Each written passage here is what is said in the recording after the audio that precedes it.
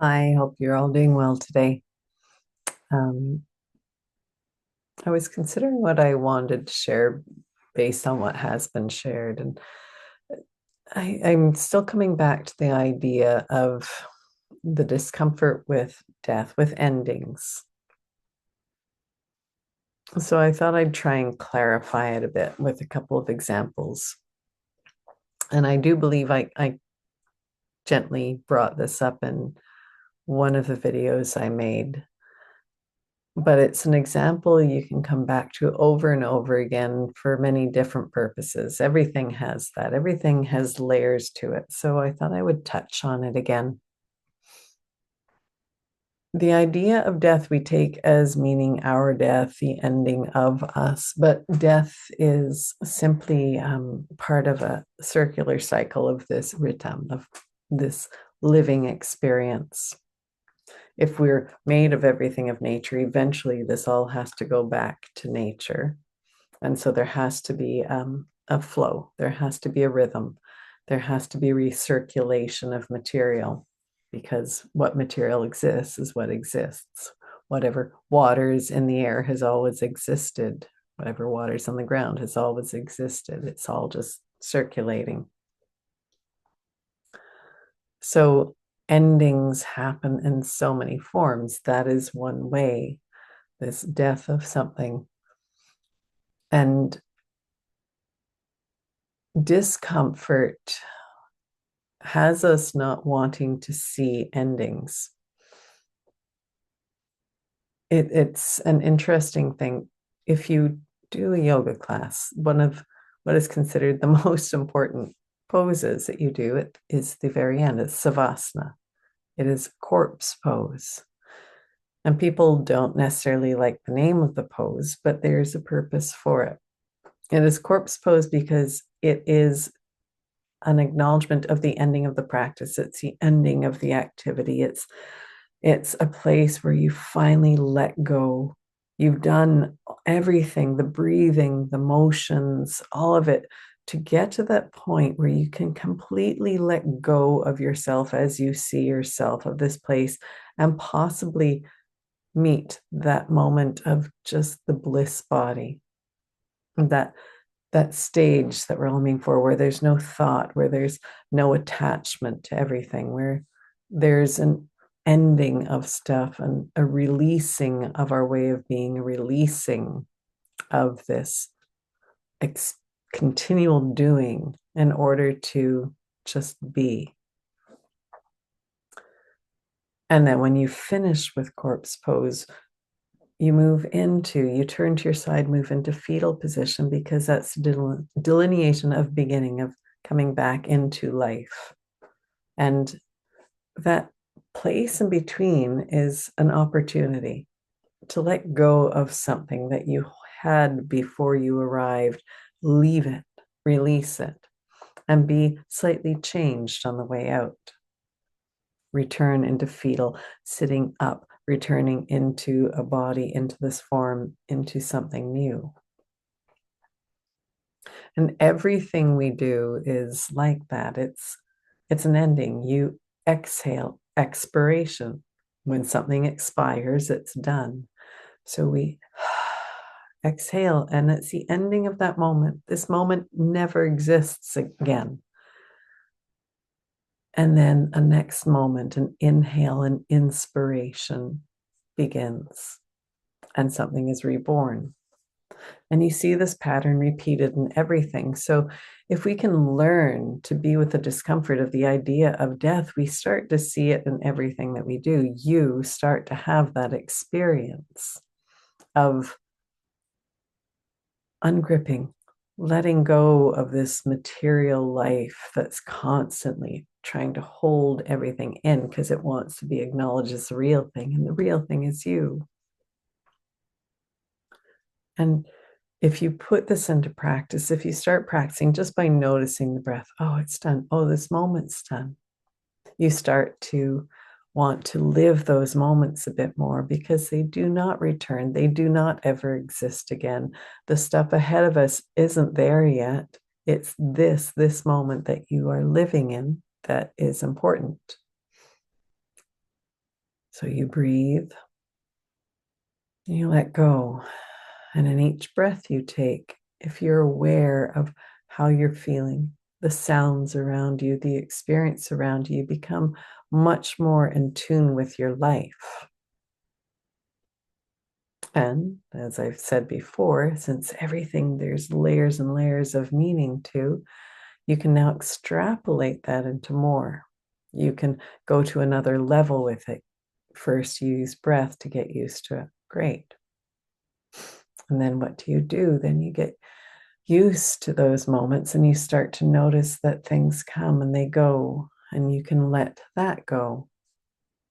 And then because you're very centered, very focused in the present and not all the stories, when something comes at you, you might have a reaction, but you very quickly come back to the moment again. So things don't have the ability now to distress you as much. They don't overtake your world, your life.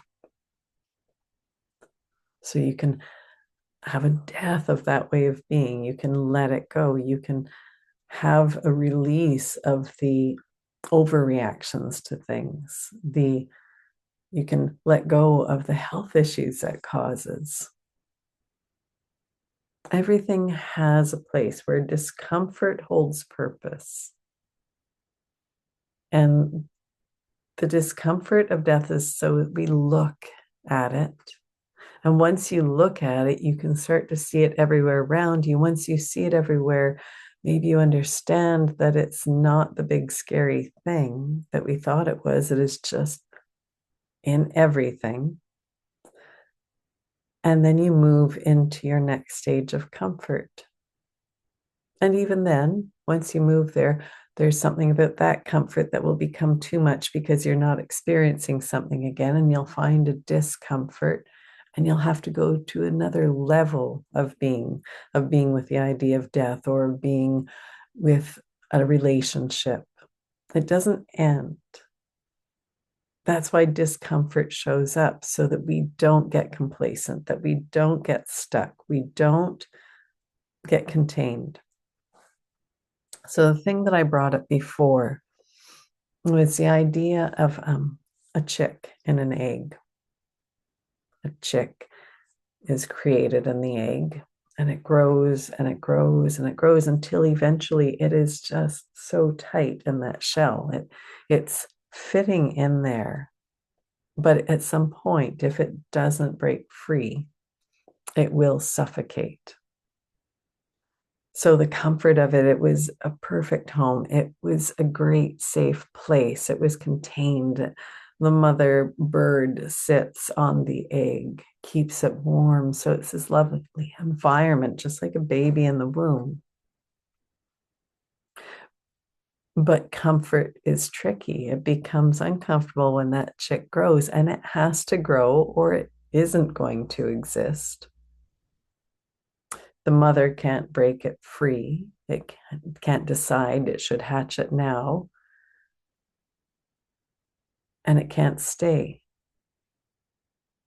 If somebody were to break that shell too soon, the chick would die. If the chick never breaks the shell when it's got no space left, it will die. It will suffocate. It will just be wrapped up in that space. That chick, that baby bird, needs to do this on its own. Any help has got to be the barest minimum of help. There's always support. The mother can peck a bit of the shell. If you were to try and hatch an egg on your own and it was really struggling, you might just help, like pick little flakes out, but you're not going to crack it wide open.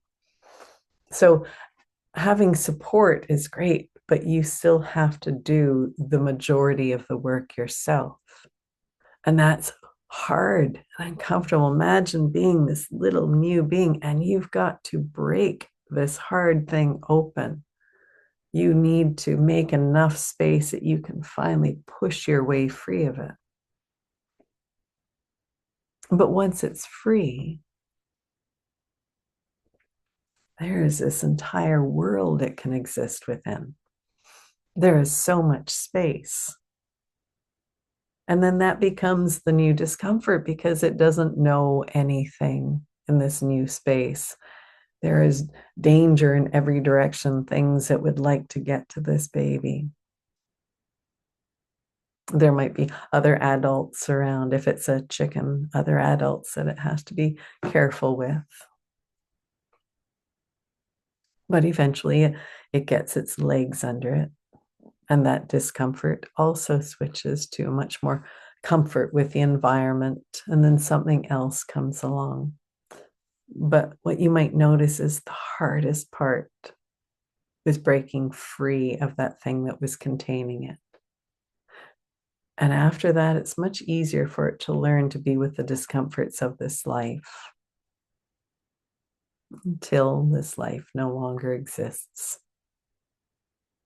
So your yoga is a practice, and you practice to get stronger in the body, stronger in the mind, stronger in your energy field, to get to know this so much that you can let go sometimes and be free of it.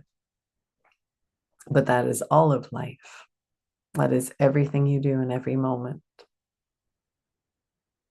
Death is that death of that chick's way of being in the shell.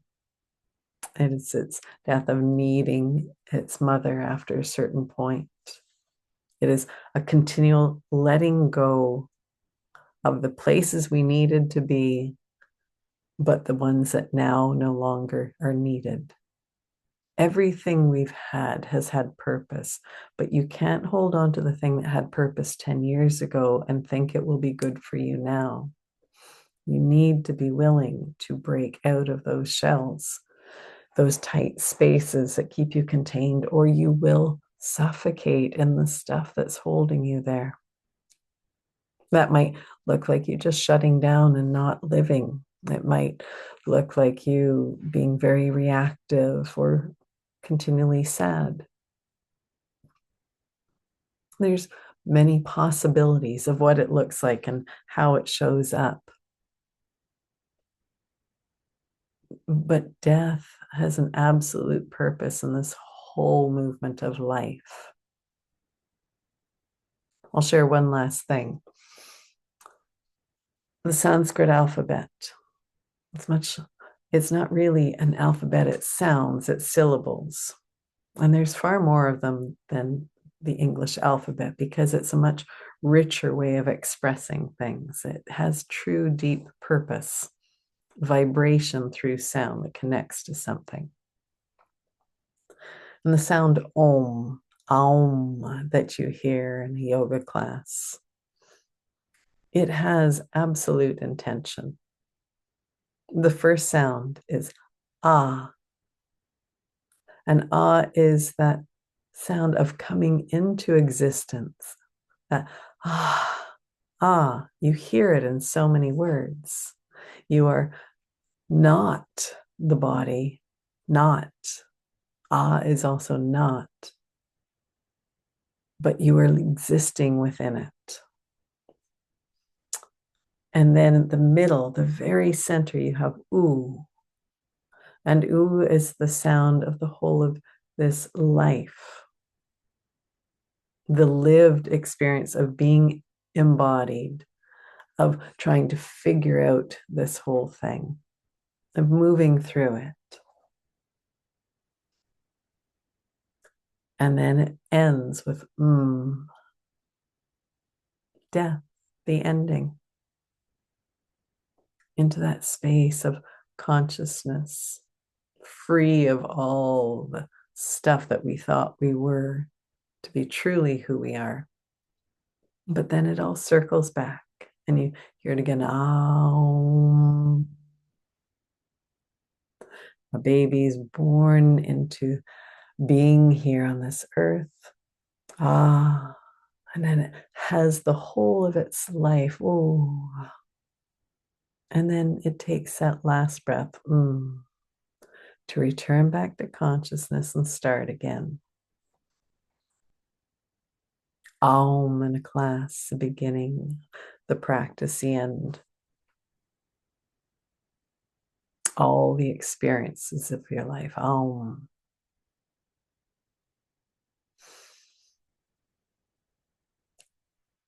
See if you can continue with your exploration of death this week. If you have been concentrating on something that is needing letting go, think of these examples. Consider this. Realize that maybe the death of things is thinking of things too simplistically in your life. And maybe this bigger picture, this bigger way of framing your life is what's needed right now. Maybe not. Maybe it's something else, but look at it. Don't be the chick that doesn't start to break that shell open, because we need you here. All of us do. You have purpose. You have something you were meant to share. And we're all waiting for it.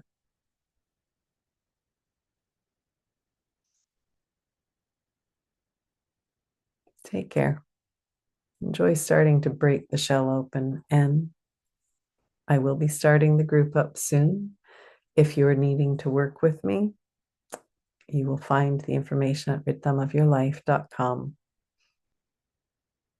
But remember, you're the hero in this because you're the one who has to break the shell open. Have a good night.